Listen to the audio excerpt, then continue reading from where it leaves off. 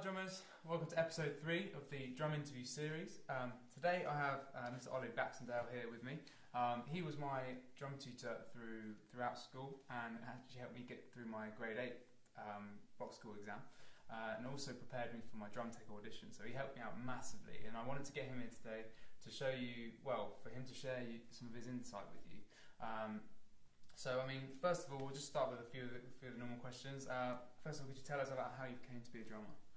I don't know. When I was at secondary school, I always had a draw towards drums. So I had the opportunity, and I missed it. And then so I regretted that. And then some mates showed me some stuff, and then I moved schools, and I was playing on the kit one day, and the teacher said, "Do you want lessons?" So I had lessons.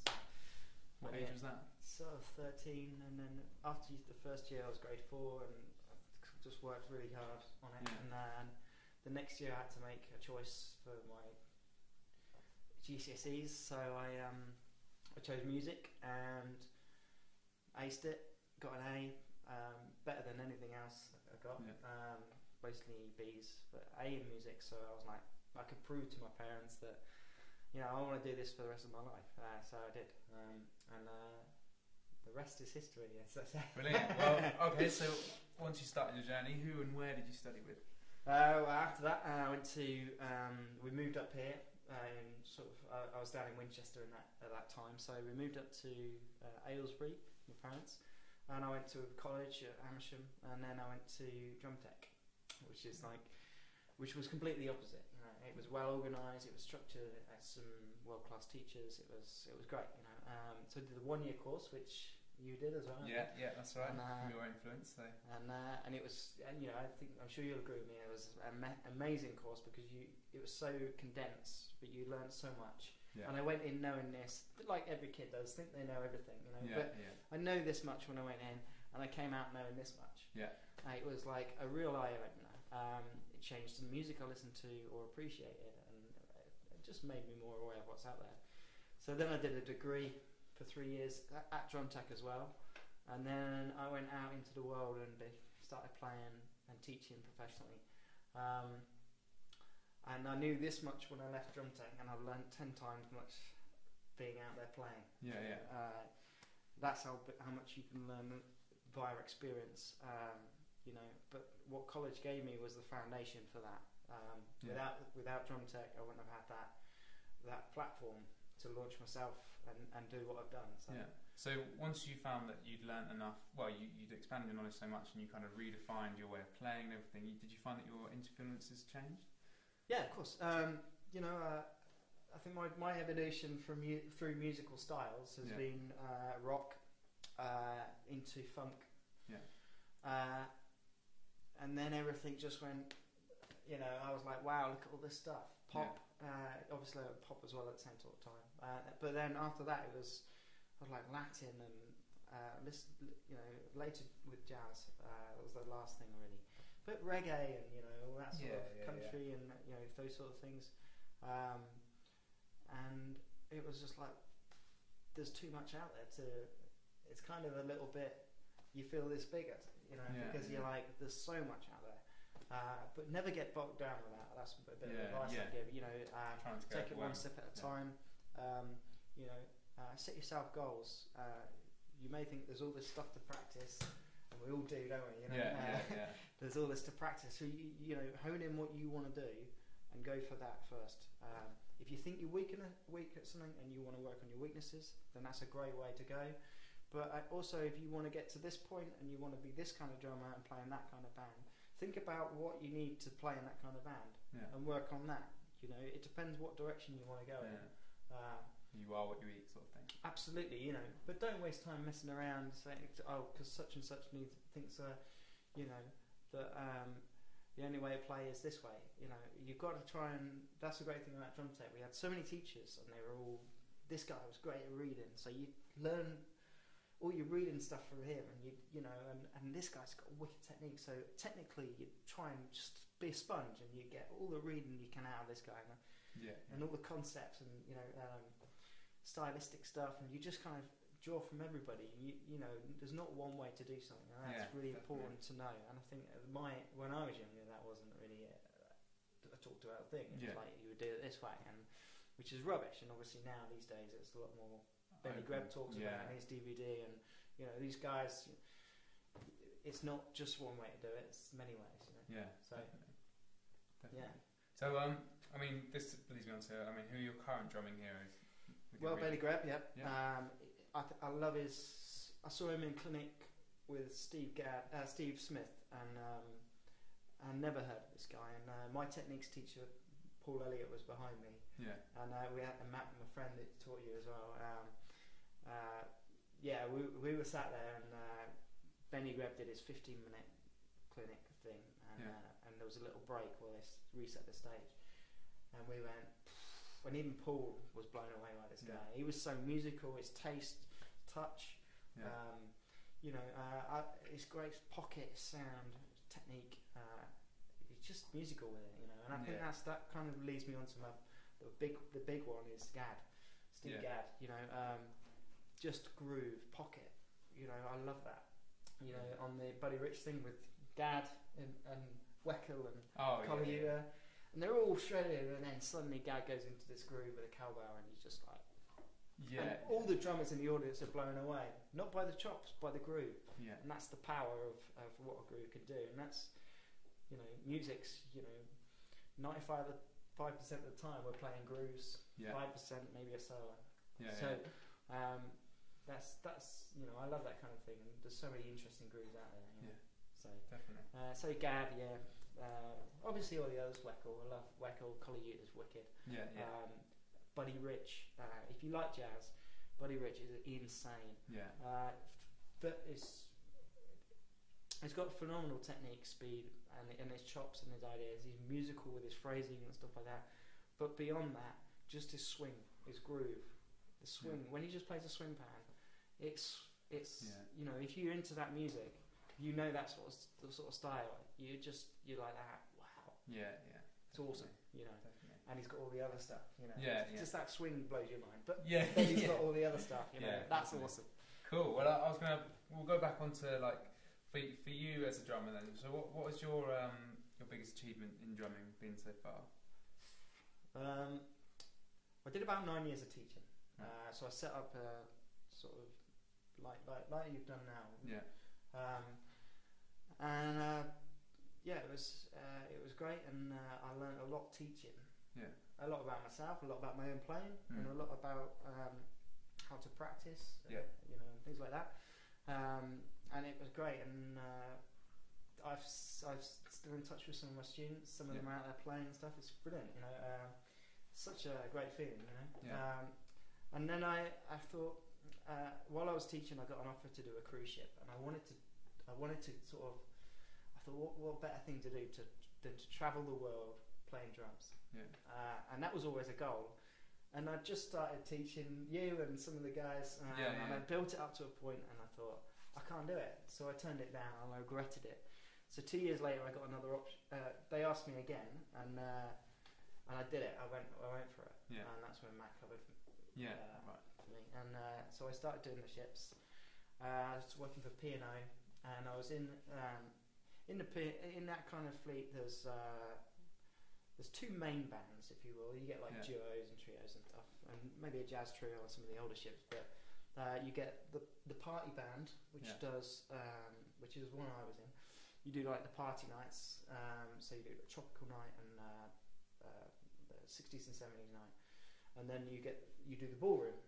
So the ballroom is like where all the passengers come in and they dance, set dancers and stuff, and you play those styles.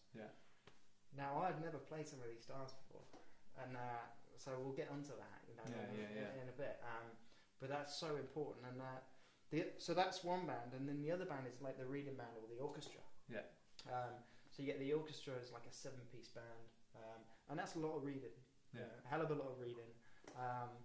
And so if you want to do that kind of thing, you're working with different acts every night, so it's great fun. You're getting all just like you're never going to get bored. You know, you're getting all these same acts coming in. You're going to be reading. You're playing jazz all night, Latin, or you know, pop or soul, you know. So it's good, you know.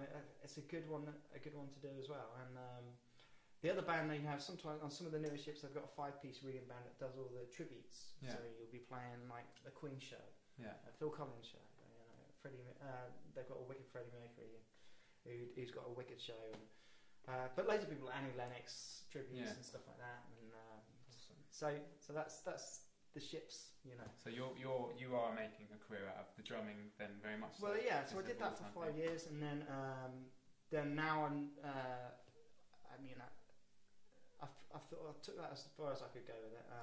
It was. Don't get me wrong. It was an amazing experience. We did a world cruise, and played all over on the ship. But we went all over the world and saw some amazing places, and it was awesome. And it was, you know, socially I met so many people, and it was just great fun. You know, great fun time. You know. So then after that, I've just been in Dubai playing for 5 months in a hotel. Cool. In an international hotel. So we played in a 4-piece out there, and sort of that's more better audiences. It's more contemporary, whereas you'll get some older sort of styles on the ships. This is much more contemporary.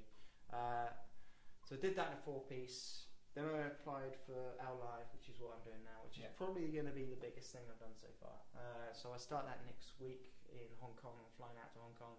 Awesome. That's in a 7-piece band, international band, playing in 5-star hotels for a 1-year contract. We're starting in China, so we'll play a few months in each hotel, and 4 45-minute sets, full-on party music, you know, club, you know, hip hop and dance, and you know, it should be insane. They go nuts out there for it, you know. Awesome. So a lot of rapid sort of, you know, that kind of Americanized sort of styles, I suppose. You know. Wicked. So to get this sort of line of work, then, I mean, this leads me to my last question. What sort of attributes probably the most important question actually? What attributes would you need to fit this type of work as a player, as a person? Okay, we'll start with the plane, and we'll start with the cruise ships. Yeah. So things you need to think of. I'm going to breeze through these, but you need to be on it with a click. Yeah. You know, and not just play along with a click. Be on it with a click. Yeah. You know, and you know what I mean. A couple of years I spent playing with a click, and I wasn't accurate with it. And then suddenly I was like that. It's when you can't hear the click, you're in, and that's you got to be at that level, you know. So time, you've got to have a good time. You've got to be able to play with a click. You've got to be able to. I think for most of those ships gigs, you need to be able to read. You know, your knowledge and your awareness of styles and everything. It's going to come from your knowledge of reading, and you know, also it helps you sort of learn quickly and stuff like that. You know, reading and transcribing is very important. Yeah. And obviously the big one, styles. Know your styles. So I'll quickly go through the ballroom stuff, because no drummer's ever told me this. So while we're here, we might as well quickly go through that. Yeah. A waltz. Yeah. It's a 3/4 brush pattern. You can play with sticks as well, but I tend to use brushes. It's a 3/4 jazz standard, or it can be a pop tune applied to a waltz style. But you need to have a few waltz patterns down. Generally, the foot pattern can be bass drum on the 1, hi-hat on the 2 and 4. Yeah. And you'll play a brush pattern, or you can pop it up a little bit or whatever. If you're doing what's that Lionel Richie tune? 3 Times a Lady is a waltz. Okay. The tempo is very important in this kind of work. So a waltz is at 90 beats per minute. Okay. The next one is a rumba. The rumba is the song of love. Yeah. So there's a set dance, has to be at a certain tempo. So that's 104 beats per minute. If you play it like that, you'll never get told off by your dance. Anyone dancing, your tempos need to be bang on. So 104 rumba pattern from the Groove Essentials package by Tommy Igo will do you fine. You can also play like a pop version if you've got percussion on a track or sleep, and just like doing it with a cross stick will work fine. Remember, it's the song of love, so don't play too loud. It's quite a soft sort of feel. Next one is the cha-cha. Again, Groove Essentials. The tempo is 1, 2, 4. And just play loads of flans and Latin fills, and but you've got to keep it because they're dancing to it, you know. You can't play loads of polyrhythmic stuff. Over it, you know. I wouldn't fit into that. No. There's a time and a place for certain things, but that one you'll get told off for. So it's very much about tempo and the keeping it solid and stuff. But then you get a quick step and a foxtrot. Quick steps between 180 and 200, and that's up tempo swing. And the foxtrot's medium swing, and that's sort of 120.